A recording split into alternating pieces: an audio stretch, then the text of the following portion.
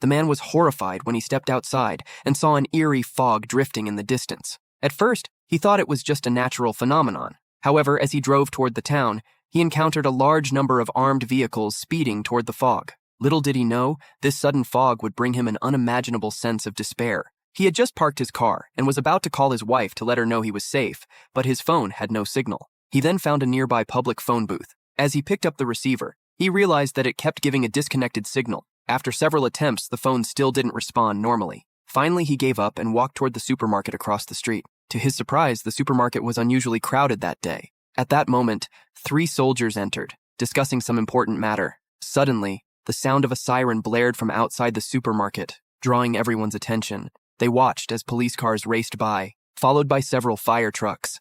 Then, the screeching sound of an air raid siren filled the air. At that moment, an elderly man, his mouth and nose covered in blood, appeared on the street, running frantically toward the supermarket. He was shouting that there was something in the fog. Instinctively, Jack grabbed his son. A customer asked the old man to speak slowly, but he was already panicked, repeatedly telling everyone that people had been dragged away by the fog and shouting for them to shut the door. Still, a few people, holding onto a sliver of hope, rushed out of the supermarket and ran toward their cars. The fog quickly enveloped them, followed by a few blood-curdling screams. This caused everyone to panic, and they quickly closed the supermarket doors. No one dared to move now. Carl stated that it had to be toxic smoke, probably caused by a chemical reaction from nuclear wastewater.